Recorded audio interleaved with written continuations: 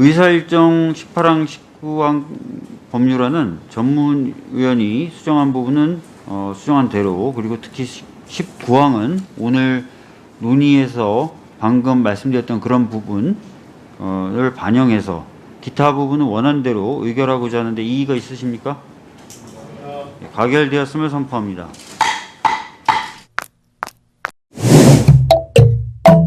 서울의 소리. 문화체육관광위원회 소관 의사일정 제18항부터 제19항까지 법률안을 일괄하여 상정합니다. 김영민 의원님. 언론중재법 관련해서 좀 한 4가지 정도를 말씀드려야 될 것 같습니다. 먼저 간단한 것부터 빨리빨리 말씀드려 보겠습니다. 30조의 2의 1항에 보면은 특칙 조항인데요. 그러니까 법원은 언론 등의 명백한 고의 또는 중과실로 인한 손해를 배상할 수 있다, 뭐 이런 취지입니다. 여기서 명백한 고의라는 표현이 제가 볼 때는 좀 문제가 있어 보입니다. 그러니까 중과실보다도 고의가 더 엄격하게 요건을 두는 그런 방식으로 가서 균형에 맞지 않거든요. 고의는 그냥 고의이고 고의 또는 중과실로만 표현을 해도 충분하다라는 취지로 저는 생각합니다. 그러니까 명백한이라는 부분이 빠져버리는 게 맞다, 체계상. 이렇게 생각합니다. 이 부분에 대해서는 어떻습니까? 네, 의원님 말씀하시는 취지는 알겠어요. 오히려 네. 명백한이 오히려 피해자를 구제하는데 걸림돌이 될 수도 있다라는 그런 의견 같으신데, 그럼 의회에서 논의해 주시면 이런 자구라든가 이런 의미 부분에 있어서는 알겠습니다. 법안 전체적인 부분에 대해서 정부는 수용 입장이기 때문에. 네, 알겠습니다. 그러면 그 다음에 30조의 2의 2항의 1호 부분인데요. 이제 고의중과실 추정 규정인데 1호에서 보면은 보복적이거나 반복적인 허위 조작 보도로 피해를 가중시키는 경우라고 되어 있습니다. 이게 고의중과실을 입증하기 어려울 때 추정해주는 규정인데 여기에 보면 오히려 또 허위 조작 보도를 또 입증하게 만들어 놨습니다. 이게 법에서 처음에 상정했던 것은 허위 조작 보도가 하나 있었고 가짜 뉴스가 있었고 이 뉴스 이후에 그게 허위든 아니든 계속 보복적이거나 반복적으로 피해를 가중시키는 이걸 상정해 놓은 것이지, 이 뒤에 반복적이거나 보복적인 것도 모두 다 허위여야 된다라는 취지는 아닌 것으로 보여지는데 어떻습니까? 이 부분은 야당에서 이의 제기를 해서 이 부분이 이제 가장 큰 쟁점이었는데, 이 부분은 이제 그런 의견을 좀 수렴하고 언론계 의견도 수렴해서 원래 6개 조항을 4개 조항으로 줄인 부분이라서요. 이 부분에 있어서는 좀 상임위에서 결정한 부분을 그대로 수용하는 입장입니다. 그런데 실제로 가짜 뉴스가 중심이 되는 부분이기 때문에 이 부분은 오히려 언론계라든가 야당의 의견을 수렴해서 가짜 뉴스에 오히려 더 초점을 맞추는 것으로 알고 있습니다. 알겠습니다. 이 부분은 그럼 조금 이따 더 논의를 하기로 하고요. 4항 부분을 또 말씀드려야 될 것 같습니다. 4항에 보면은 징벌적 손해배상 자체를 적용하지 않는 케이스들을 두고 있습니다. 그런데 이게 언론중재법 기존 5조의 2항과 사실은 중복되거나 충돌되는 부분이 있어 보여요. 폭넓게 이제 보도를 할 수 있게 보도의 자유를 보장하자라는 취지는 충분히 저도 공감하는데, 이게 5조에서는 언론 등의 보도가 공공의 이익에 관한 것으로 진실한 것이거나 진실하다고 믿는데 정당한 사유가 있는 경우에는 책임을 지지 않는다라고 면책 규정을 두고 있거든요. 그런데 3호 같은 경우에는 일단 공적 관심사와 관련된 사항으로 언론의 사회적 책임을 수행하는 데 필요하다고 인정되는 언론 보도는 거의 중첩됩니다. 그러니까 의미가 없는 조항이라서 이 부분을 삭제하는 게 맞다고 생각되고요. 1호 같은 경우에 공익신고자 보호법 2조 1호의 공익침해 행위라고 돼 있는데, 이게 보면은 한 470여 개 정도 됩니다. 470여 개 정도 되는 법률이 있는데 보면은 권력 비판, 그러니까 권력기관과는 전혀 무관한 법들이 대부분이에요. 예를 들면은 뭐 공인중개사법, 공영법, 그다음에 관한 법률, 이런 법률과 관련된 보도는 허위 보도를 하면 징벌적 손해배상에서 다 빠지는 게 되는 것입니다. 이 법이 거의 무용지물 될 수 있는 것 같은데, 이 부분은 처음에 아마 논의하셨을 때 여기까지 상정하지는 않으셨던 것 같고 면책 조항을 조금 더 구체화시켜 보자라는 취지에서 아마 이런 조항들을 고려하셨던 것 같습니다. 그래서 이 부분은 지금 그 5조와 충돌되는 부분이 있어서 1호, 3호는 삭제하는 게 타당하다라고 생각됩니다. 어떻습니까? 네, 이 부분도 사실 마찬가지입니다. 의원님 더 잘 아시다시피 실제 이 언론중재법 이 자체가 상당히 이제 좀 논란이 많았는데요. 여야 간에 이 부분도 실제로 뭐 합의해서 처리까지는 안 됐지만 야당 의원을 충분히 여당에서 수용한 네. 입장으로 알고 있고요. 또 이 부분에 있어서도 앞에 이제 경제 권력이라든가 정치 권력에 대해서 그러면 현역이 아닐 경우에는 어떻게 하고 또 비선일 경우에는 어떻게 하냐라고 했을 때 그래서 그런 부분들이 좀 포괄적으로 법원에 판단할 수 있는 렌지를 좀 더 포괄화시키기 위해서 이 조항을 둔 것으로 알고 있습니다. 네, 알겠습니다. 지금까지 이제 김영민 의원님이 제기한 문제 중에 첫 번째 제기한 명백한 고의에 명백한을 좀 빼는 부분은 수용 가능하다 이렇게 말씀하셨던 것 같고 네, 나머지 그렇습니다. 부분은 네. 해당 상임위에서 논의된 바가 좀 유지될 필요가 있다라고 장관님께서 말씀하신 것 같아요.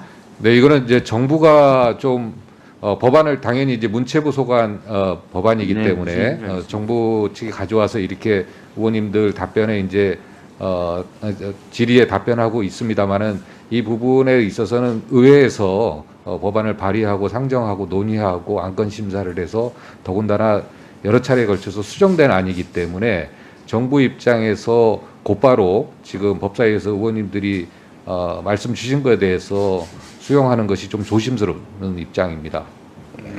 최기상 의원님. 예, 장관님, 그 30조 2 고의 중과실 추정 규정 관련해서 질문하겠습니다. 그 30조 2 2항의 2호 부분인데요. 고의 또는 중과실이 추정된다는 2호 사유에서 허위 조작 보도로 회복하기 어려운 손해를 입은 경우 이렇게 규정이 돼 있는데요. 허위 조작 보도로 손해를 입은 경우 이렇게 하지 않고 회복되기 어려운이라고 표현을 넣습니다. 그렇다면 회복하기 어려운 손해, 그럼 회복이 가능한 손해, 어떤 사례가 상정이 가능할까요? 구별이 어떻게 될 수 있습니까? 제가 뭐 사례를 즉답으로 하기는 어렵습니다만은 그만큼 좀 그 피해 자체가 매우 크다라는 의미로 저는 받아들이고 있습니다. 그래도 이 부분이 설명이 돼야 되지 않을까요? 회복하기 어려운 표현을 쓰셨기 때문에 그렇다면 어떤 경우는 회복이 가능한데 이런 경우는 회복하기 어렵다라는 게 설명이 가능해야 될 것 같습니다. 피해 정도인데 예를 들어서 뭐 가짜 만두 가짜 만두 있었잖아요.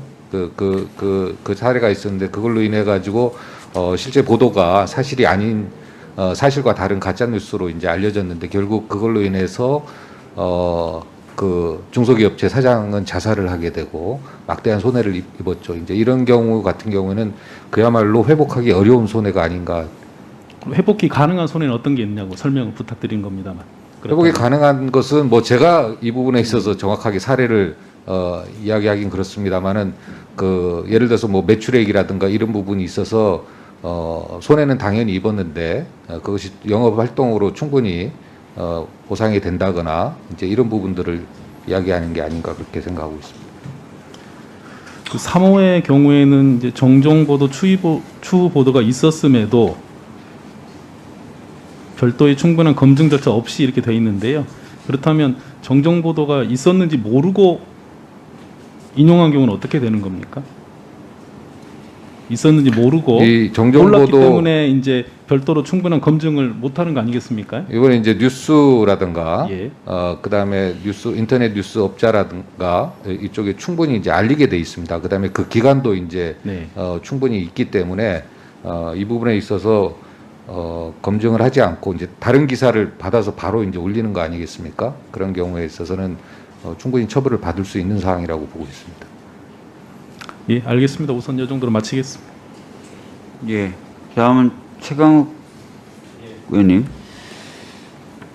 저는 이 언론중재법 개정안을 나름 제출했던 당사자로서 하여튼 뭐 협의 과정이 어려웠고 여러 가지 난관이 있었다는 건 인정합니다만 많은 아쉬움이 있었다는 점을 좀 말씀드릴 수밖에 없을 것 같고요. 앞으로 시행되는 과정에서 이것이 무슨 그 흔히들 얘기하는 것처럼 뭐 언론 자유를 위협하거나 이런 쪽으로 시행되는 것이 아니라 정말로 국민적인 공감대가 형성돼 있고 공분을 불러 일으켰던 허위 조작 정보에 대해서 확실한 응징을 할 수 있는 장치로서 좀 제대로 작동되기를 바라는 마음 정도 우선 남겨두려고 하고, 저는 여기 지금 예술인 지위 권리 보장에 관한 법률안에 대해서 좀 여쭤보고 싶은데요. 이게 지금 장관님 지금 보다 보면 예술 사업을 하는 사람, 그다음에 네. 예술인으로서 뭐 어떤 정부로부터 지원을 받는 사람, 이런 거를 기본적으로 상정한 것 같아요, 법안이. 기본 법안이라고 해서 되게 반갑긴 했는데, 그러면은 예를 들어서 지금 교향악단의 연주자로 일을 하면서 또 레슨을 하고 이런 분들이 많잖아요. 그런 분들은 예술 사업자로 인정이 되는 거예요, 이 법에 따라? 그러니까 예술인에 대한 정의인데요. 예. 기존에 이제 여러 가지 계약이라든가 예술인 활동으로 하는 그건 기존 법에 있는 거고요. 예. 이제 학교를 분명히 이제 음대를 나오거나 미대를 나오거나 이렇게 했는데 실제로 뭐 프리랜서가 많습니다. 그렇죠. 예술계는 거의 70% 이상이 프리랜서가 많은데 이런 경우에 계약이 없거나 어디에 소속되지 않았을 경우에는 그 법의 보호를 받지 못하는 경우거든요. 그래서 이런 가령 뭐 학생이라든가 지금 직업 예술인이 아니더라도 잠재적 예비 예술인도 법의 보호 안에 들어올 수 그럼 있게. 주로 프리랜서나 예비 예술인을 상정하신 거예요? 그렇죠. 거기에 현재 대한 이제 법 보호를? 밖에 있는 거를 안으로 이제 권리를 보장하기 위한. 이거는 이제 정책적인 차원에서 그냥 재원이고 장관님께서 좀 검토를 해주셨으면 하는 생각에 드리는 말씀인데, 네. 예술인이라는 게 그러니까 독립적으로 예술 활동을 하는 경우도 있지만, 예를 들어서 저기 그 큐레이터 같은 경우에도 미술 전공하는 분들 있지 않습니까? 미술관의 네, 네. 큐레이터. 예. 이분들이 이제 그러니까 전시 기획을 하는 분들이잖아요. 예, 예. 그러면 음악당 같은 데도 공연 기획을 하시는 분들이 있단 말이에요. 네. 그거는 음악 전공하시는 분들이 할 수 있잖아요. 예, 예. 거기는 또 큐레이터 제도나 이 학예연구사, 학예연구관 이런 제도가 적용이 안 되더라고요. 법을 예. 보니까 박물관, 미술관에만 적용이 돼요. 예. 그러니까 본질은 똑같은데 예술을 가지고 뭔가 기획을 하는데 그런 부분에 대한 차별이 있다라는 점. 그다음에 예술인이라는 사람들이 그냥 단순한 공연을 제공하는 사람, 어떤 장소를 대관해 가지고 제공하는 사람으로 머물지 않고 본인들이 주체가 돼서 전시 프로그램을 만들고 기획하고 공연의 주체가 되고 또 시민들에게 그 예술적인 혜택을 베풀고 이럴 수 있는 장치가 좀 만들어지면서 이 예술인의 기본권이라는 것이 좀 확대돼서 이해될 측면이 있지 않을까. 네, 그 의원님 지적하신 부분에 있어서 기존에 이제 전업 예술인에서 예비 학생이라든가 이런 좀 프리랜서라든가 확대가 되는데요. 그 부분에 있어서도 뭐 다른 뭐 시행령이라든가 이 부분에 있어서 더 보완할 부분이 있으면 충분히 보완을 하도록 하겠습니다. 예. 네. 김영배 의원님 하시고 김남국 의원님 이렇게 현재까지는, 소병철 의원님은 그 세 번째로 좀 하시면 될 것 같습니다. 김영배 의원님. 예. 송기현 의원님. 죄송합니다. 김영배 의원님 다음에 송기현 의원님 예. 하셔야 제가 되겠네요. 할까요? 네. 예. 장관님, 언론중재법이 처음 만들어진 게 2004년이잖아요.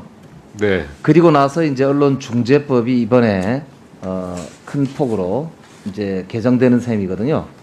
거의 한 17년만 지금 네, 그렇습니다. 큰 폭으로 이제 변화되는데, 그게 그러니까 2004년도만 해도 참여정부 시절인데 그때 이제 언론중재법이 이제 되고 나서 지금 17년 만에 변한 게 이제 언론 환경도 많이 변했고 온라인, 그러니까 인터넷 뭐 이런 이제 환경이 그 엄청나게 변화한 거지 않습니까? 그러다 보니까 그 당시에 신문, 아무래도 오프라인에 있는 여러 가지 언론이라는 게 이제 아무래도 신문, 미디어, 이제 방송이겠죠. 그런 쪽이 좀 많았는데 최근에는 특히나 외국의 경우에는 잊혀질 권리 이런 게 이제 있을 정도로 사실은 이 온라인 상에서의 그런 이제 개인의 권리 문제가 굉장히 큰 이슈로 떠오르고 있고, 이 인권에서도 굉장히 중요한 그런 이슈로 전 세계적으로 부각되고 있다고 생각이 되는데요. 그 중에서도 이제 외국에 예를 들면 이런 이제 이 인권의 문제 이런 게 이제 문제가 되면서 외국의 경우에도 이렇게 굉장히 이 소위 이제 문제가 됐을 때 이런 이제 이 징벌적으로 배상하는 그런 법률들이 많이 있는 것으로 알거든요. 미국 같은 경우도 보니까 꼭 언론에만 해당하지는 않지만 오히려 미국 같은 경우는 생활의 전반에 관련해서 이런 허위 조작 뭐 이런 걸로 피해를 봤을 경우에 혹은 아니면 아주 고의 중과실 이런 게 인정이 되는 경우에 이제 이런 이제 징벌적 배상을 하도록 하는 법률이나 아니면은 주별로 법률이나 이런 게 굉장히 발달되어 있는 것으로 아는데 이번에 이 법률을 만들면서 좀 외국의 사례도 많이 참고를 좀 하셨나요? 어떻게 됩니까?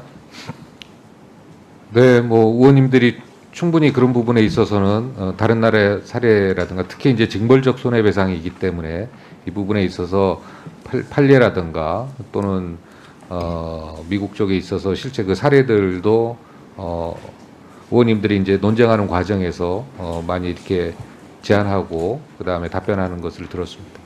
그러니까 지금 이제 비판하는 분들이 보니까 이게 언론의 재갈을 물린다 이렇게 이제 자꾸 언론이 뭘 하는데 뭘 방해하려고 하는 거냐 이렇게 이제 주장을 하시는데 굉장히 잘못된 지금 이 주장인 게 이 언론중재법이 이번에 고쳐지는데 핵심이 허위 조작 보도라고 하는 1분 더 되시죠. 예. 이 법의 제2조 정의에 보면은 제 17항의 3에 보면 허위 조작 보도란 하면서 이제 허위 조작 보도에 대해서 이 포커싱이 되어 있는 법이고 그래서 이 허위 조작 보도에 따르는 개인의 권리 침해, 개인이 입는 막대한 피해 이런 것과 관련된 사회적인 여러 가지 피해 이런 것에 대해서 초점을 두고 법안 체계가 전체가 잡혀 있는 게 맞는 거죠? 네, 의원님 보시다시피 실제 그 법률안 내용을 보면은 앞에 몇 가지 이렇게 그 정의를 하는 정의 조항들이 있습니다. 그래서 이 정의 조항을 시작으로 해서 이 법 전체를 체계를 끌고 가는 거거든요. 그러니까 자유라는 게 언론의 자유도 중요하지만 언론의 책임도 중요하고 자유라는 게 방종이 아니기 때문에 다른 사람의 인권을 신장시키기 위해 있는 게 자유잖아요. 그러니까 언론의 자유도 결국에는 1분 더 드리겠습니다. 국민의 권리를 신장시키고 국민의 자유를 확대하기 위해서 있는 게 언론의 자유 아닙니까? 그러니까 우리 네. 자유 대한민국에서 국민의 자유를 확대시키는 언론이야말로 자유 언론의 자격이 있는 것이고 목적이 있는 것이고 존재 이유가 있는 것이잖아요. 그런데 개인의 삶을 파괴한다거나 개인의 인격을 파괴한다거나 그것도 고의로 중과실로 뻔히 알면서 그 결과가 예상이 되는데도 이런 사태가 발생했을 경우에는 미국이나 선진국 여러 나라들에서 이렇게 징벌적 배상도 하고 거기에 따르는 각종의 책임을 묻고 있다. 그리고 그 입법례들이나 그 사례가 굉장히 많고 오히려 우리나라보다는 훨씬 더 강하게 징벌적으로 배상하고 있다. 이게 맞는 거죠? 거기에 대해서 사례 좀 정리해서 말씀 좀 해주시면 좋겠습니다. 예, 실제 그 판결을 보면은 상당히 큰 액수로 나온 판결들이 외국에 이제 많이 사례가 있고요. 의원님 방금 말씀하신 부분과 그러니까 시민의 자유를 지키는 것이 언론의 곧 자유다라는 부분과 그다음에 이 법률안 발의의 취지에 공감하고 있습니다. 일단 그리고 김남국 의원님 계속 좀 토론해 주시죠. 네. 그 이어서 좀 질문을 하고 싶은데요. 저도 이제 30조의 1항부터 먼저 좀 이야기를 하고 싶습니다. 지금 1항을 보게 되면 김용민 의원님께서 앞서 좀 지적을 하신 대로 지금 1항의 요건을 피해자가 이제 입증을 해야 되는데 고의 또는 중과실만을 입증하는 것도 사실은 법정에서 입증하기라고 하는 것이 쉽지가 않은데 거기에 대해서 명백한이라고 하는 이 표현을 넣으면 과연 이 조항을 통해서 피해자가 제대로 구제되겠느냐라는 좀 의문이 있습니다. 그래서 피해자 구제를 위해서 이 명백한이라고 하는 표현을 좀 빼는 것이 바람직하지 않나라는 생각이 듭니다. 이 명백한이라고 하는 단어, 이 표현을 넣지 않는다고 하더라도 사실 법정에 가서 이 조항으로 갔을 때 사실상 입증하기가 쉽지 않다라고 생각이 들고요. 그 다음에 그 2항의 추정 규정 1호를 보게 되면 1호에 아마 이 조항을 넣은 이유, 추정한 규정을 넣은 이유가 계속해서 악의적인 것을 반복했을 때에 추정하겠다라는 그 취지인 것 같습니다. 그런데 지금 이 문헌 내용을 보면 보복적이거나 반복적인 허위 조작 보도로 피해를 가중시키는 경우라고 해가지고 사실상 순환론 중에 오류인 것처럼 허위 조작 보도도 입증해야 되고 그러면서 또 동시에 보복적이거나 반복적인 피해를 가중시킨다라는 것까지 입증하도록 돼서 이거 추정하느니 차라리 그냥 1항 가서 1항으로 입증하는 게 낫다라는 생각이 들 정도이거든요. 그래서 이 지금 추정이라고 하는 추정 규정 자체를 둔 의의를 전혀 살리지 못하고 있는 거다라는 생각이 듭니다. 그래서 1호의 좀 문헌을 바꾸던지 아니면은 이 고의 또는 중과실을 추정하는 여러 규정들을 좀 다른 쪽으로 좀 내용을 바꿔야 되지 않을까라는 생각이 좀 듭니다. 그 다음에 사항을 또 이야기 좀 하고 싶은데요. 사항에 지금 1항을 적용하지 않는 경우를 좀 두고 있는데요. 공공복리 등 공공의 이익을 위한 언론 보도로 다음 각 호에 해당 경우에는 적용하지 아니한다라고 해서 공익상 보도 그리고 언론의 자유를 좀 폭넓게 인정해서 우리 언론이 공기로서 역할을 하는 것을 좀 제대로 보장하려고 하는 것 같습니다. 그런데 지금 3호 같은 경우를 보게 되면 각 호에 준하는 공적 사항과 공적 관심사와 관련된 사항으로 제4조 3항에 따른 언론의 사회적 책임을 수행하는 데 필요하다고 인정되는 언론 보도 이렇게 했거든요. 근데 이제 사실 이렇게 일반 조항으로 넣어버리면 우리 언론 보도가 다 공적 관심사항에 해당되고 대부분 비리나 비위 이런 것과 관련된 것인데 1분 더 드립니다.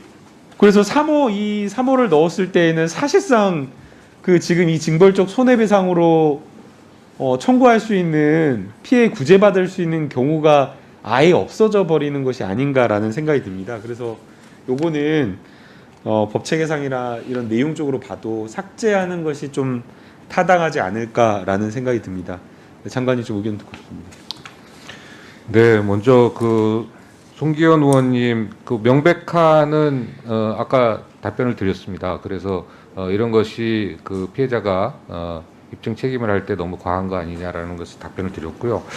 그 송기현 의원님이 지적하신 행위가 중심이 되지 않고 결과가 있는 부분에 대해서는 저도 이제 의원님 말씀 들어보니까 좀 타당한 것 같습니다. 그래서 이 부분은 좀 전체적으로 1항하고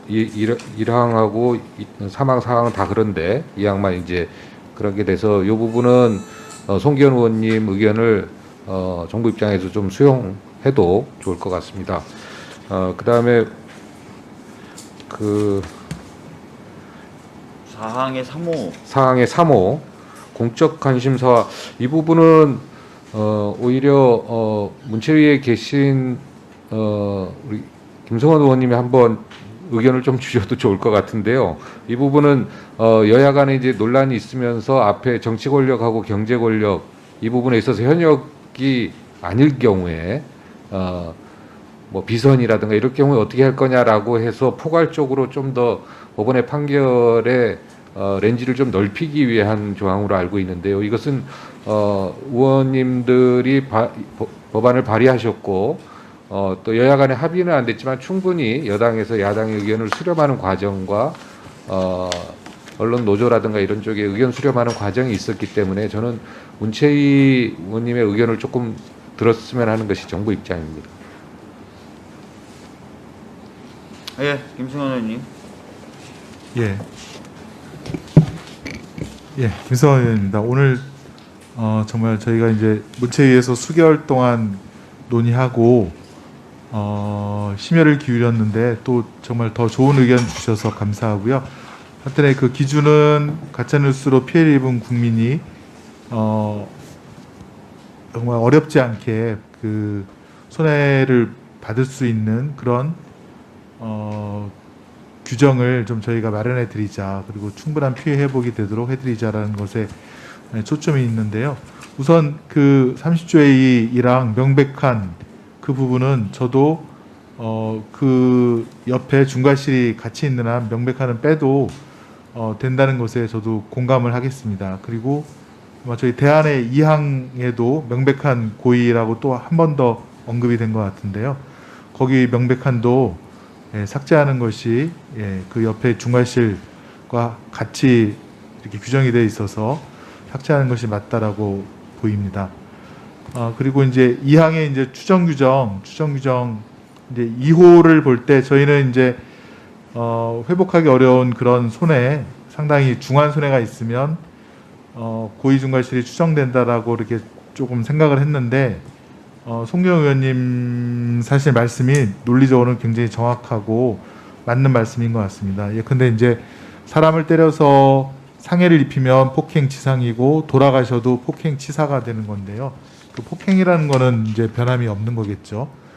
폭행의 고의로 했다라 그래서 그 행위의 고의 또는 중과실이 있느냐가 중요한 거지 결과에 따라서 폭행이 바뀌는 건 아니기 때문에 송경 의원님 말씀이 타당한 것 같고요. 다만 이제 저희가 뭐 형법을 적용할 때도 예컨대 때린 경우에도 중한 상해가 생기면 상해 결과가 나오면 대개 그때는 폭행으로 안 가고 뭐 상해로 간다든가 상해치사로 가는 경우가 있기 때문에 그게 뭐 인간의 고의는 알 수가 없으니까 그 결과물에 따라서 고의를 저희가 추단해서 이렇게 처벌하는 경우가 있어서 저희는 이제 그런 경우까지 상정을 했지만 사실은 송경 의원님 말씀이 정확한 거는 맞습니다. 그래서 2호는 저희도 뭐 삭제하는 것에 대해서 저도 공감을 하고요. 그다음에 사항의 경우에 1호와 3호에 대해서 문제점을 지금 지적해 주셨는데요. 3호는 정말 저희 체계상으로도 3호가 사실은 언론사가 혹시 허위 보도를 했을 때 사실과 아닌 것을 보도했을 때 그때 총괄적으로 면책받을 수 있는 조항이 5조 2항이거든요. 누구에 대한 보도든 아니 어떤 대상에 대한 보도든 언론이 오보를 하더라도 진실이라고 믿을 만한 상당한 이유가 있으면 네, 드리겠습니다. 면책을 할 수 있는 것이 언론중재법 5조 2항 2호라서 그것이 있는 한 사실은 사항의 3호 같은 그 일반론적인 규정은 체계상 필요하지는 않는 것으로 보입니다. 불필요한 규정이고요. 이게 지금 언론협회 쪽의 의견을 받아들여서 지금 저희가 채택을 한 것인데 그 언론법 5조 2항 체계하고는 잘 맞지 않는 것 같고요. 그다음에 1호의 경우 공익신고자 보호법에 대해서 그 대상 법률이 저희도 확인해 보니까 470여 개나 되고 그리고 그 대상 이 적용을 받는 대상자가 일반 국민이 많습니다. 그래서 사실은 저희가 언론 보도 언론사를 정치권이라든가 경제 권력으로부터 보호해야 되는 것은 맞는데 이 공익신고자 보호법의 대상이 일반 국민이라면 사실 일반 국민은 언론사에 비해서는 의뢰 위치에 있기 때문에 요 1호는 우리 언론중재법의 개정 취지 피해를 가중시키지 않으면은 허위 조작 보도가 있어도 추정이 안 된다는 그런 지금 결론이 도출돼 버려요. 그래서 저 장관님도 그렇고 저는 다른 의원님들한테도 한번 이 부분에 대해서 피해를 가중시킨다는 이 부분이 필요한 것인지 보복적이거나 반복적인 허위 조작 보도가 있는 경우 네, 의원님 저도 이 부분은 좀 과한 것 같습니다. 왜냐하면 허위 조작 보복적이거나 반복적으로 허위 조작 보도로 이미 피해를 받았는데 네네. 거기에 대해서 뭐 가중이라는 네네. 표현이 들어가는 것은 그렇죠. 불필요한 것 같습니다. 아니 보복하고 보복적으로 허위 보도를 했는데 이것처럼 고의나 중과실이 있는 경우가 또 어디 있겠어요? 네. 그래서 이건 좀 법문이 잘못되어 있는 예. 것 같아요. 그래서 그 부분 좀 1분 더 드리겠습니다. 해주십시오. 이제 보다 근본적으로 오늘 사실 하도 요즘 언론에서 이 부분에 대해서 보도가 많이 나오니까 상당수의 사람들이 보면 좀 세뇌가 돼버렸어요. 이거 언론중재법이 마치 문재인 정부에서 대표적인 악법처럼. 근데 오늘 어느 언론에서 가짜 뉴스를 줄이고 국민의 피해 구제를 확대하자는 법안마저 가짜 뉴스를 이용해서 저지하려고 한다. 아주 참 어느 분이 칼럼을 잘 썼더라고요. 제가 이 말씀을 왜 드리냐면 우리 장관님 이제 이거 국회에서 어떻게 할 수는 없고요. 이 부분에 대한 홍보가 너무 부족해요. 이제 이미 법이 본회의까지 통과되고 나면요. 정말 우리 저 문체관광부에서는 이 부분에 대한 집중적인 홍보가 필요하다고 생각해요. 왜냐하면 이게 무슨 뭐 민주당 정권 혹은 뭐 지금 문재인 정부 위한 게 아니라 이 많은 힘없는 국민들이 언론으로 인해서 피해를 봤을 때 구제를 손쉽게 받을 수 있는 길이 좀 열렸다. 이 부분에 대한 이해가 지금 국민들이 거의 없어요. 저도 매주 지금 지역에 내려가서 이렇게 사람들을 만나보면 이 법안을 보지도 않는 우리 당의 원로나 이런 분들이 아유 의원님 지금 이 대선을 앞둔 마당에 그런 법을 꼭 해야 되나요? 이러니까 참 이거 답답할 지경이에요. 이번에 우리 의원들 우리 당의 원로나 이런 분들이 아유 의원님 지금 이 대선을 앞둔 마당에 그런 법을 꼭 해야 되나요? 이러니까 참 이거 답답할 지경이에요. 이번에 우리 의원들 방에 어느 분이 이제 카드 뉴스를 간단히 올려 주셨더라고요. 이거 장관님 대대적인 좀 홍보를 부탁드립니다. 네, 의원님 이 법안이 통과되면 이 부분에 대해서 의원님 말씀 잘 수용해서 충분히 이 입법 취지에 대해서 국민들에게 잘 알리고 또 언론인과의 간담회 등을 통해서도 이런 부분들에 대해서도 잘 알리고 혹시 또 법이 운영되면서 우려되는 여러 가지 이제 부분들에 대해서도 문체부가 수렴해서 향후 이제 좀 보완해 나가는 그런 후속 작업들을 하겠습니다. 예, 김용민 장관님 지금 대충 정리가 돼가는 것 같습니다. 특히 사항 같은 경우에는 지금 1호, 3호는 이제 문제가 있어서 삭제하는 것으로 좀 정리를 해가는 것 같고요. 근데 이제 근본적인 여기서 문제를 하나 좀 지적하면서 정리하는데 좀 같이 고민해야 될 것 같습니다. 이게 사항에서 1항을 적용하지 않는다라고 이렇게 규정하고 있어요. 1항은 고의 중과실로 허위 보도를 했다라는 것이거든요. 고의 중과실로 허위를 보도를 해도 징벌적 손해배상을 적용을 아예 배제시켜 버리는 조항이기 때문에 굉장히 좀 저희가 잘 만들어야 되는 조항입니다. 그래서 이게 법원의 재량을 완전히 없애버리는 배제 조항이라 저는 2호만 남는다 하더라도 법원의 재량을 남겨두는 게 오히려 더 정확하다라고 생각됩니다. 이게 법체계에 맞는다고 생각합니다. 그래서 적용하지 아니할 수 있다라고 말미를 열어둬서 법원이 상황에 따라서는 2호에 해당하지만 이건 너무 심한 허위 조작 보도다라고 하면 징벌적 손해배상을 여전히 할 수 있고 그런 경우가 아니다라고 하면 가능한 징벌적 손해배상을 면책시켜주는 이렇게 가는 게 법원의 재량을 주는 게 맞다라고 저는 생각합니다. 이 부분 추가 논의해야 될 것 같고요. 그런데 의원님 조금 우려되는 부분이요. 제가 조금 더 말씀을 드릴게요. 그리고 30조 손해배상에서 2항이 사실 좀 큰 문제가 있는데요. 보도로 그러니까 손해배상이 얼마인지 특정이 안 될 때 어떻게 산정하느냐에 대한 규정이에요. 근데 보면은 뭐 보도에 이르게 된 경위 보도로 인한 피해 정도 여기까지는 괜찮습니다. 그런데 전년도 매출액을 적극 고려해 인정되는 정당한 금액 이게 매출액 부분이 일반 손해배상에 들어가서 약간 좀 체계상 꼬여버리는 느낌이 듭니다. 무슨 얘기냐면 일반 손해배상에서는 손해액을 피해자가 입은 피해를 기준으로 하는 것이지 가해자가 그거에서 얼마큼 벌었냐가 손해를 산정하는 기준이 되기는 어렵거든요. 이 가해자의 매출액을 고려하는 것은 말 그대로 징벌적 손해배상, 우리가 특별한 손해배상으로 규정하면서 이때 그러면 기준 손해액을 얼마로 둘 것인가를 정할 때 특별법의 형식처럼 일반 손해배상과는 좀 다른 기준을 정하자라고 해서 빼는 게 맞지. 여기 일반 조항으로 들어가다 보면은 실제 법원에서는 저랑 똑같은 고민을 아마 할 겁니다.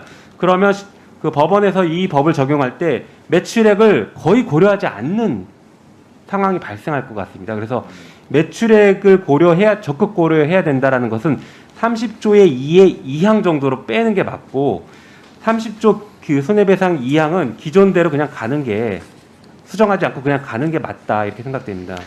매출액이라는 것은 뭐 의원님 말씀에 공감하고요. 다만 여기서 이제 매출액이라고 하는 것은 언론사마다 이제 영향력을 이야기하는 가늠하는 부분이거든요. 그래서 실제 매출액이 크면은 이제 그 언론의 이제 영향력이 그만큼 큰 거고, 예를 들어서 뭐 1인 미디어라든가 아주 작은 데가 있지 않겠습니까? 그러면 그 가짜 뉴스라 하더라도 그것이 보도되거나 영향력을 미친 것이 이제 작다고 추정해서 이 조항이 올라간 걸로 알고 있습니다. 이게 아니라 손해배상을 정해야 되는데 매출액을 가지고 정하는 게 일반 손해배상에서는 잘 맞지 않는다는 거예요. 네, 그러니까 여기서는 손해배상액을 정할 때 있어서 그만큼 가짜 뉴스가 언론을 통해서 매체를 통해서 나갔을 때 그 매체의 영향력을 언론사의 매출액 기준으로 판단한 걸로 알고 있습니다. 이게 일반 손해배상 법리에 맞지 않아서 법원은 매출액을 하나도 고려하지 않을 것 같아서 말씀드립니다. 30조의 2항에 넣으면 법원은 매출액은 단 한 번도 고려하지 않을 가능성이 높습니다. 법리에 안 맞으니까. 오히려 이 법이 살아나려면 30조의 이 특칙조항으로 들어가서 거기서 법원에서는 이때는 특별하게 매출을 고려해야 된다라고 적용을 해야지 이 법이 실효성이 생기는 것이지 30조의 2항에 들어가면 매출액을 고려하지 않을 거라는 거죠. 모든 사건에서. 그거들을 위한 30조는 원래 일반적인 손해배상 딱 발생한 손해에 대한 배상만 주장하는 것이고, 이번에 새로 신설하는 징벌적 손해배상 5배를 더하는 손해배상은 실제 손해보다 5배까지 늘려서 하는 거기 때문에 그 손해보다 얼마나 더 늘려서 할 것인가는 우리 김영민님 말씀하신 대로 그 매체의 영향력과 어느 정도 매체를 따지면 참고가 될 수 있다는 거예요. 우리 장관님 말씀하신 것처럼 작은 데는 작은 데로 고려해주고 큰 데는 큰 데를 고려해줘서 큰 데가 분명 5배, 작은 데는 2배 높게 줄 수 있다는 거예요. 예. 그게 그런 말씀이에요. 30조 2항에다가 30조 2에다가 2항 뒤에다가 손해배상에 대해서 높게 한정에다 높게 주셔야 된다는 그런 말씀입니다. 굉장히 적절한 말씀입니다. 자, 지금까지 말씀하셨던 내용을 제가 한번 정리를 한번 해보겠습니다. 뭐 제 의견이 아니라 정리하는 거라는 점을 명백히 좀 말씀드리고요. 우선 30조의 손해배상을 다루는 부분은 일반적인 손해배상이기 때문에 굳이 언론사의 사회적 영향력, 전년도 매출액 이걸 고려하는 것을 넣을 필요가 오히려 없을 것 같고, 이 부분은 30조의 2에 아마 1항에다가 그죠? 1항에다 이 문구를 넣어서 법원이 이것을 고려해서 그 5배 범위 내에서 손해액을 산정할 때 판단하도록 만드는 것이 타당하다.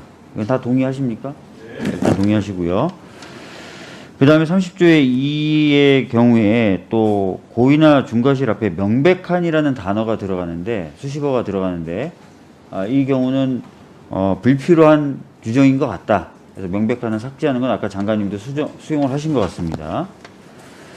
그 다음에 30조의 2의 2항 1호에서 소병철 의원님이 보복적이거나 반복적인 허위 조작 보도가 있으면 고의나 중과실이 추정되는 것이지 그것으로 인해서 피해를 가중시키는 경우까지 또 입증해야 될 것은 아닌 것 같다라는 말씀을 하셔서 뒷부분을 삭제하는 것에 대해서 장관님이 수용을 하셨습니다. 네. 그죠?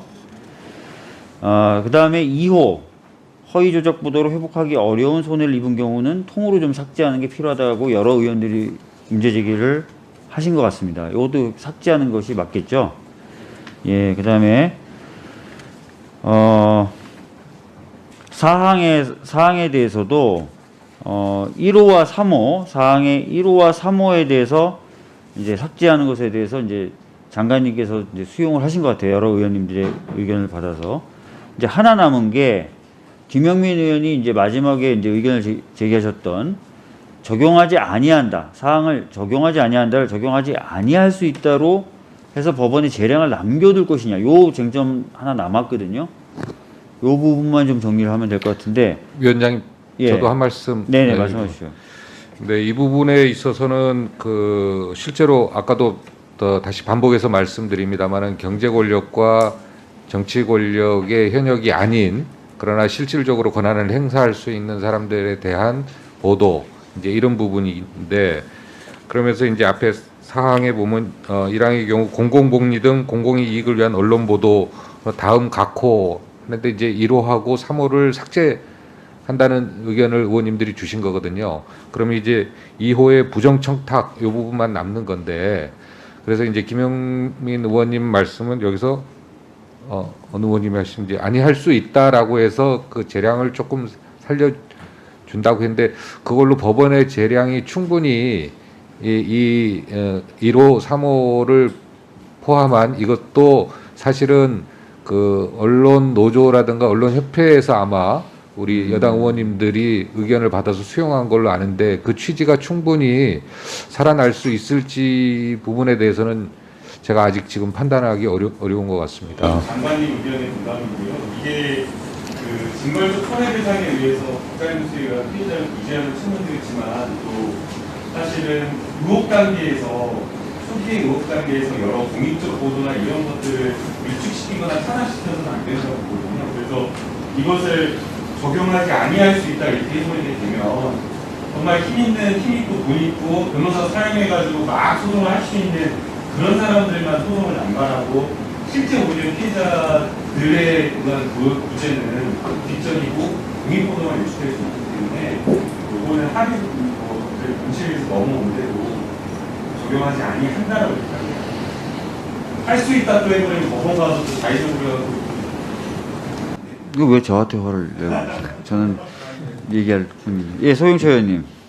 아까 김용민 의원님 말씀하실 때 김용민 의원님 말씀이 수긍이 갔어요. 그런데 자세히 지금 이 조문을 들여다보면 앞부분에가 공공복리 등 공공이익을 위한 언론 보도로 이렇게 지금 전제를 하고 들어가는데, 이 부분에 이렇게 인정을 하면서 할 수 있다 그러면 좀 어떤 좀 모순이랄까, 좀 자가당착적인, 그러니까 공공복리나 공공을 이익을 위한 언론 보도이면은 면책을 시켜줘야 되는데 그 경우도 할 수 있다 이렇게 돼버리면 이게 문제가 있다.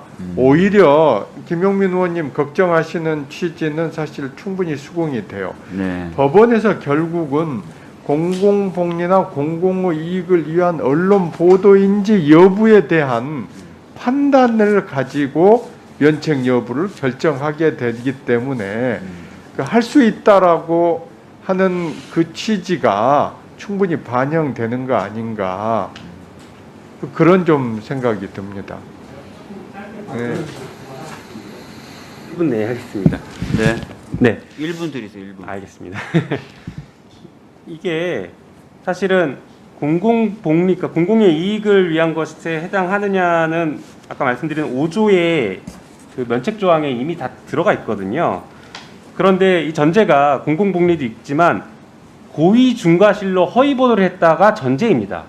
1항의 경우니까 고의 중과실로 허위 보도를 했다, 허위 조작 보도를 했다라는 게 전제인데, 2호로 가는 경우에는 무조건 다 면책된다 이렇게 해버리면 2호에 대해서는 허위 조작 보도를 마음대로 해도 된다처럼 읽혀버립니다. 그러니까 이 부분은 법원에게 판단 여지를 남겨놔야지, 적용할지 말지를 해줘야지 2호로 갈 땐 무조건 허위 조작 보도 괜찮아 이렇게 돼버리면 안 되지 않냐는 얘기입니다. 근데 소경철 의원님 말씀대로 허위 조작 보도예요. 보도인데 본인이 인식하기에는 공공복리 등 공공의 이익을 위한 언론 보도라고 인식을 한 거죠. 그럴 경우에 그런 경우로 법원이 판단해 놓고 나서 또 적용하지 아니할 수 있다가 성립이 될까요? 법원 판단에서? 법원의 판단 과정에서? 이 항에서 추정 규정이 있으니까 추정 규정에까지 적용되는 그런 것까지 입증이 됐다고 치더라도 이후 부정청탁 금품수 금지에 관한 법률의 금지 대상에 해당되는 보도였다라고 하면은 이 조항에 따라서 수법과 면책이 되고 일반 손해배상으로만 가게 되거든요. 이것까지 우리가 허용해줘야 되느냐를 보자는 거죠. 이런 경우까지.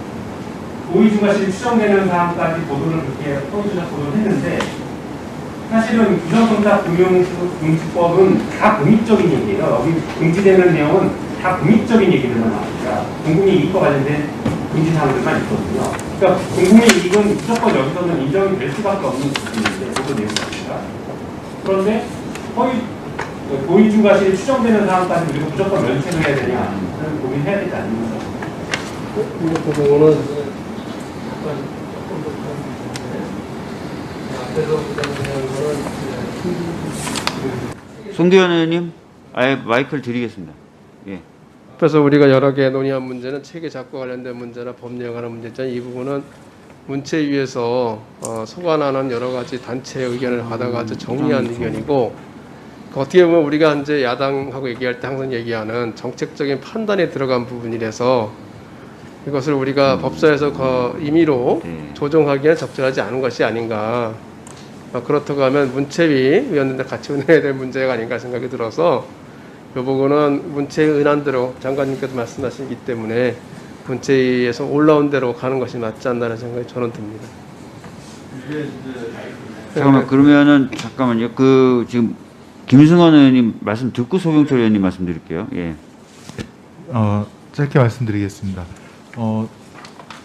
사항은 저도 그 1호와 3호는 삭제했으면 좋겠다. 아까 말씀드린 대로 일반 국민의 그런 피해를 충분히 구제하기 위해서는 1호, 3호는 좀 삭제해야겠다라는 생각이 들고요. 그다음에 적용하지 아니한다는 그냥 아니한다로 아니한다로 해도 충분히 무방할 것 같습니다. 그러니까 이제 고의 중과실에 의해서 부정청탁법 관련된 보도를 한 경우에 거기에 혹시 이제 중과실로 오보가 나더라도 그냥 일반 손해배상으로 가고 징벌적 손해배상까지는 안 가도 되는 것이 어쨌건 이제 공공의 이익을 위해서 보도한 그런 측면이 있기 때문에 그냥 일반적인 손해배상으로 해도 대상자가 충분히 그 피해 회복이 되지 않을까 싶어서 저는 뭐 그런 말씀을 그런 의견을 드립니다. 1호, 3호는 삭제했으면 좋겠고요.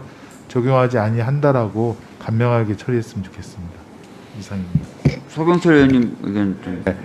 그 사항의 이 조문을 보면 우리 지금 명예훼손죄에서 위법성 조각을 시킬 때 이게 오로지 공공이익에 관한 때에는 처벌하지 아니한다. 이것도 이제 그 재량 규정으로 돼 있지를 않는데 우리가 실무에서 보면 실제로 이 법원에서 다투는 것이 이것이 공공이익에 관한 것이냐를 가지고 사실 다투지 않습니까? 그래서 그 경우에 이제 어쩔 때는 무죄가 나기도 하고 어쩔 때는 유죄가 되기도 한데 지금 그 김용민 의원님 그 염려하시는 취지는 충분히 그 수긍이 가요. 그런데 여기에 대한 판단을 굳이 법문에서 그렇게 표시를 하는 게 맞는 것이냐? 왜냐하면 이게 문제가 있다.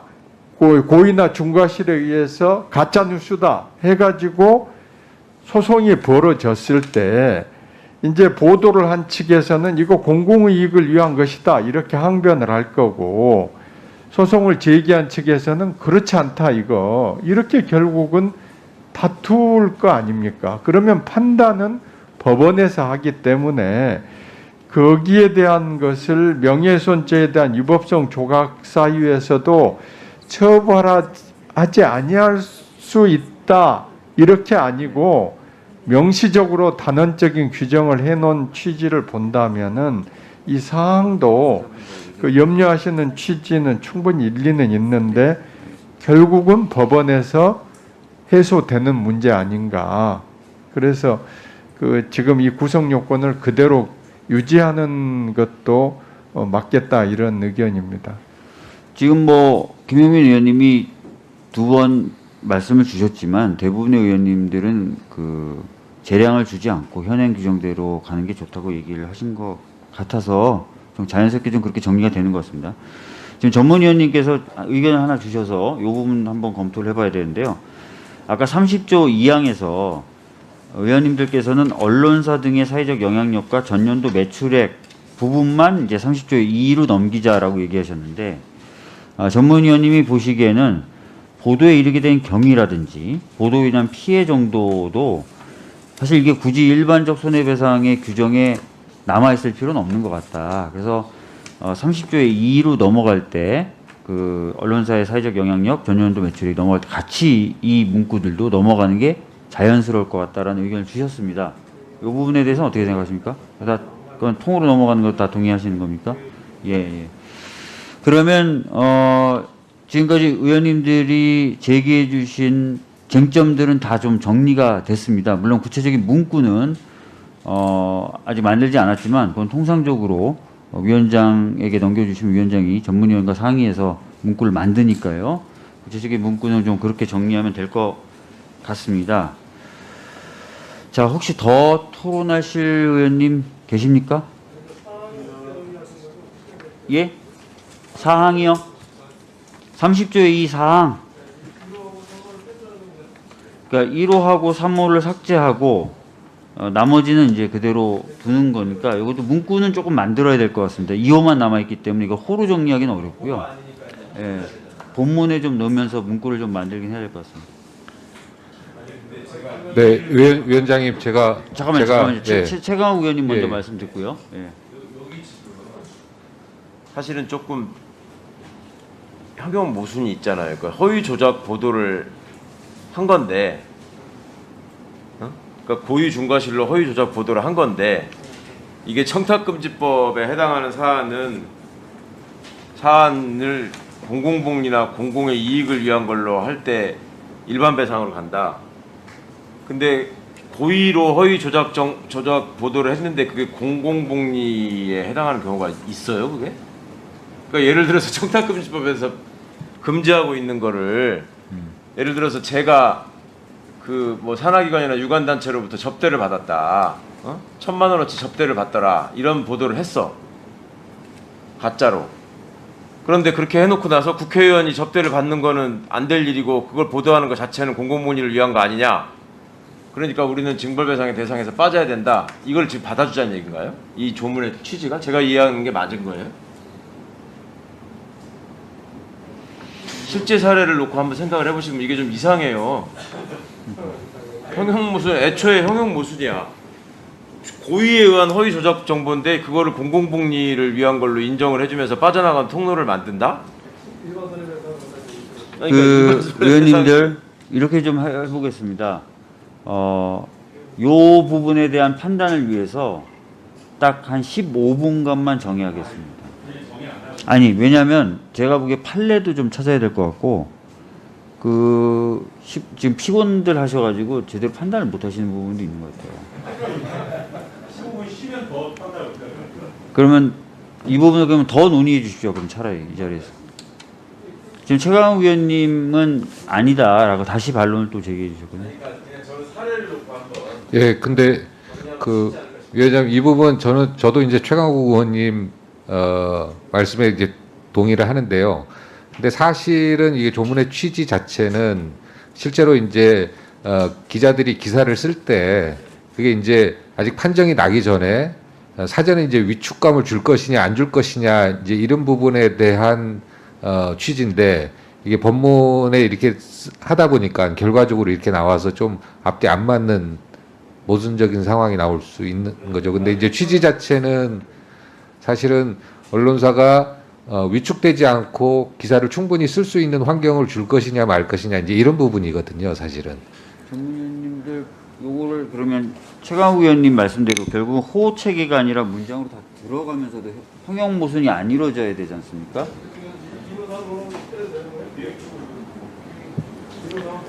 그러니까 그 부분에 이제 제가 말씀드리려고 그러는데 1호, 3호를 뺀다고 할 때 이게 지금 우리 최강욱 의원님 지적하신 그 형용 모순 이 부분을 일단은 좀 차치해 두고라고 하면 부정청탁이 각 호에 해당되는 경우만 적용하지 아니하는 거거든요.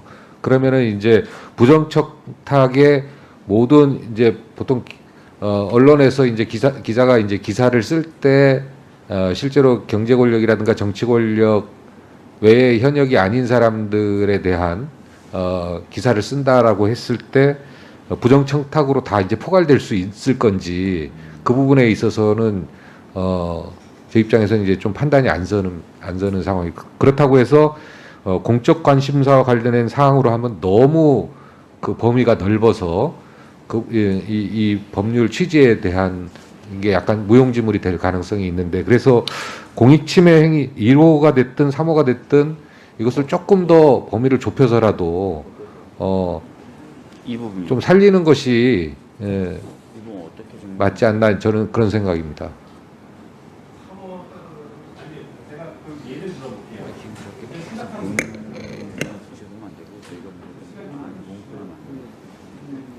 예, 김영민 의원님.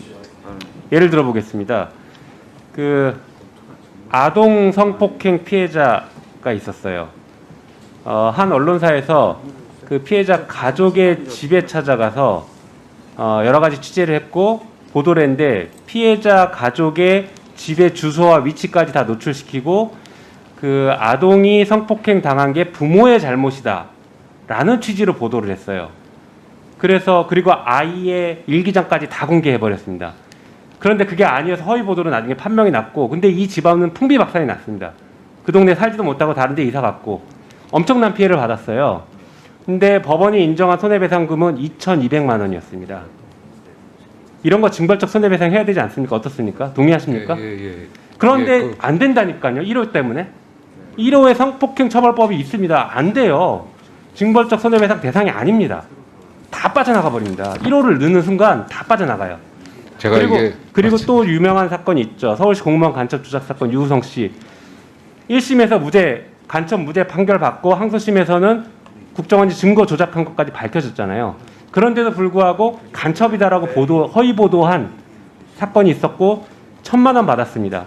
그런 것도 징벌적 손해배상 해야 되는 거 아닙니까? 안 돼요 또. 국가보안법에 대한 보도는 빠지게 돼 있어요 또.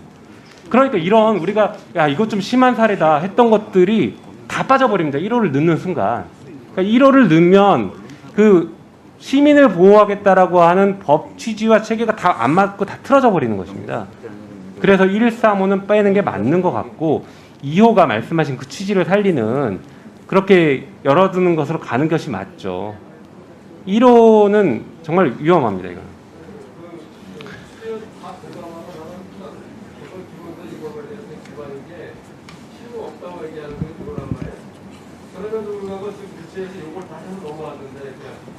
송기현 의원님 아예 발언권을 드리겠습니다. 예? 안 해주세요.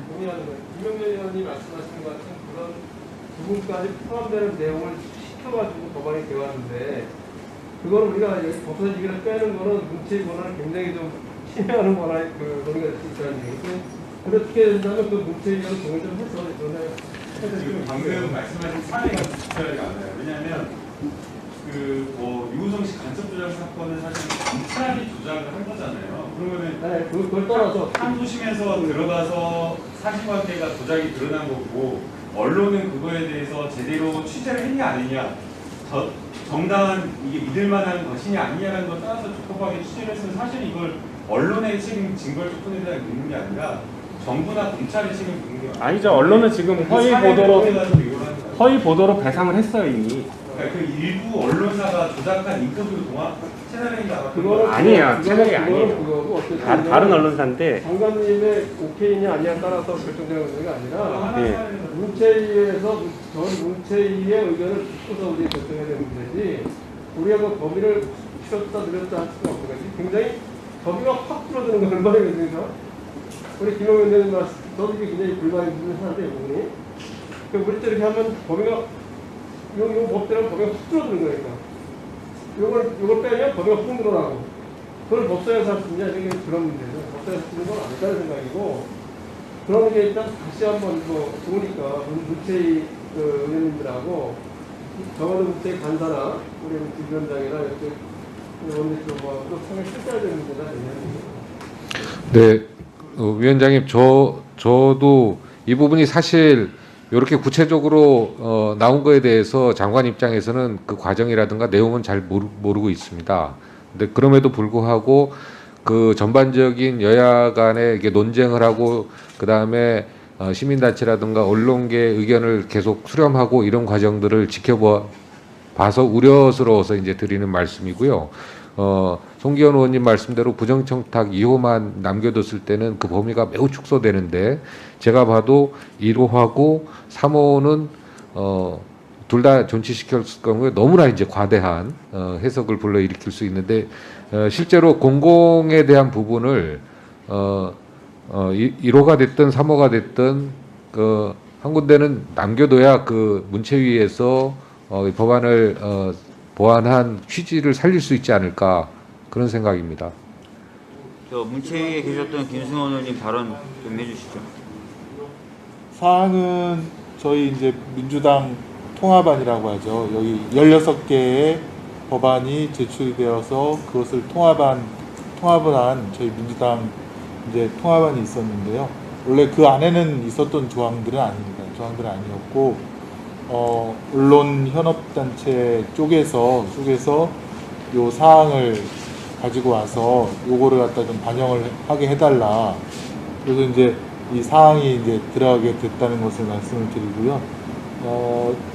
저희는 어쨌건 여기 이제 공공복리, 또 공익신고자 보호법, 또 부정청탁법 이런 이제 법률 이름을 보니 이것이 이제 그 5조 2항과 같은 맥락이라서 저희가 그러면은 이걸 갖다 이제 이렇게 받아들였는데, 이 공익신고자 보호법을 더 상세히 보니 아까 보면은 권력기관과 언론 사이의 관계가 아니라 일반 국민과 언론 사이의 문제가 굉장히 많이 지금 470여 개에 대한 법률과 관련된 것이기 때문에 저희가 애초 보호하려고 했던 그 가짜뉴스에 대한 국민 피해, 그 피해의 취지가 실현될 수 없는 그런 조항들이나 이게 언론사 쪽에 이 그 의견만 반영된 그런 그 1호 3호가 그런 그 조항이기 때문에 저는 지금 보면은 이거는 좀 빼는 것이 맞고, 그 다음에 아까 5조 2항의 면책적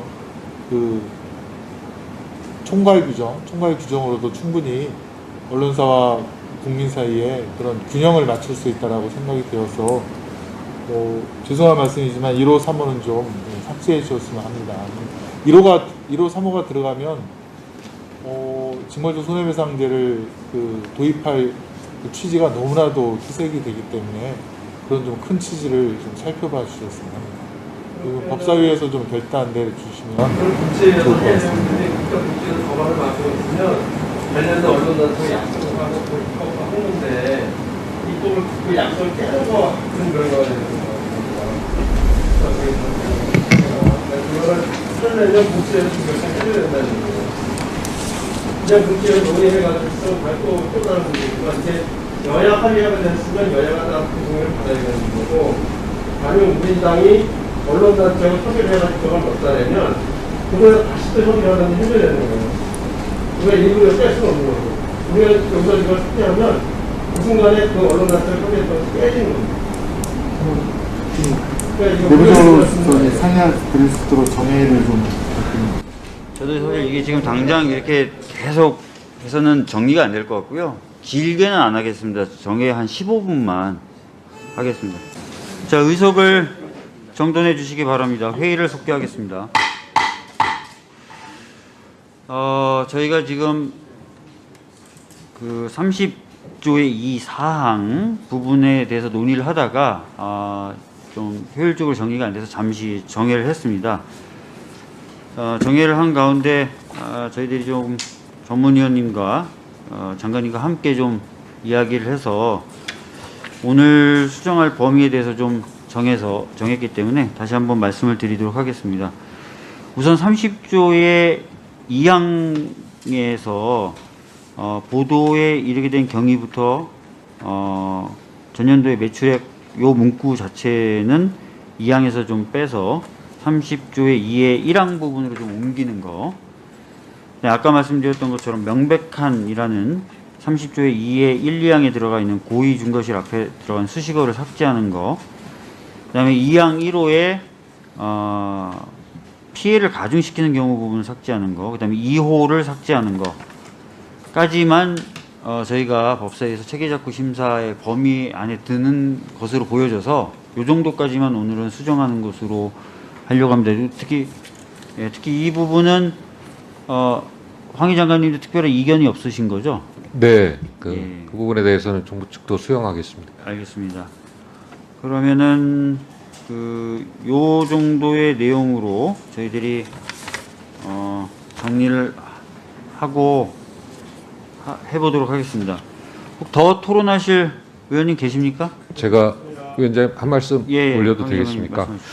예, 그 오늘 의원님들 주신 사항, 특히 30조 2의 사항에 보면은 상당히 공감이 가고 또 이런 부분이 많습니다. 그럼에도 불구하고 의원님들께 요청드리고 싶은 사항은 기본적으로 언론의 자유는 정부가 역할을 해야 됩니다. 근데 또 아울러서 언론의 신뢰는 언론 스스로가 해야 될 부분입니다. 그럼에도 불구하고 언론으로 인해서 시민들이 피해가 받았을 때는 의회가 제도를 개선하는 게 맞다고 봅니다. 우리나라 언론 자유도는 아시아권 42개국 중에 1위를 차지하고 있고 언론의 신뢰도는 아쉽게도 최하위를 랭크되고 있습니다. 그래서 이런 과정에 있어서 균형감을 맞춰야 되는데 시민들이 언론의 가짜뉴스로 인한 피해를 많이 보고 있습니다. 그래서 의원님들이 제도 개선하는 부분에 대해서 그 취지에 대해서 충분히 공감하고 있는 바입니다. 그런데 물론 매우 미흡하죠. 시민들의 언론 가짜뉴스로부터 피해를 구제하는 것은 이 법률로는 매우 미흡하다고 생각하지만 그래도 문체위에서 야당의 의견을 수렴하고 그다음에 언론계의 의견을 받아서 만들어진 법입니다.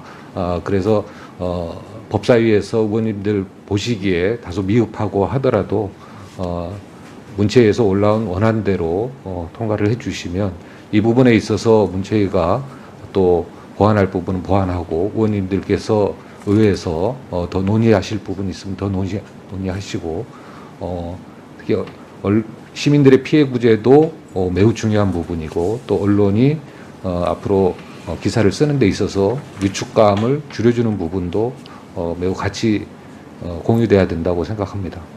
이상입니다. 예, 김승환 의원님. 오늘 그 아주 깊은 논의를 해주셔서 감사하고요.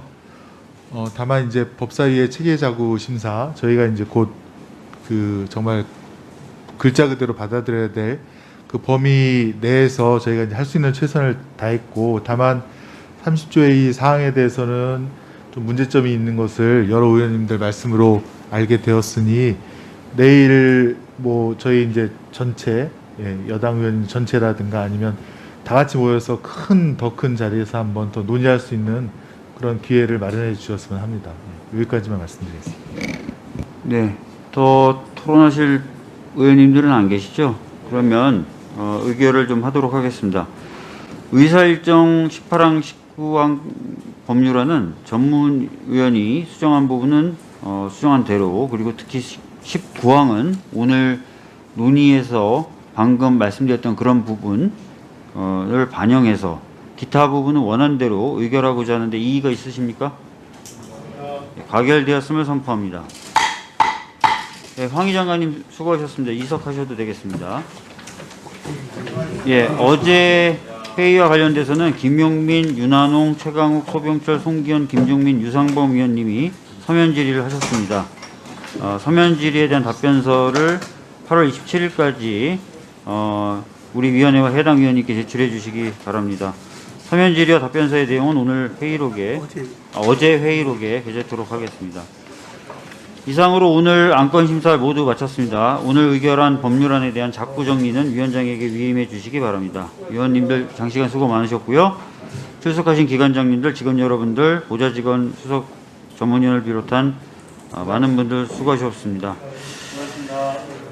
미숙한 위원장 직무대리 도와주셔서 정말 감사합니다. 열심히 많이 도와주셔서 너무 감사하고요. 사내를 선포합니다.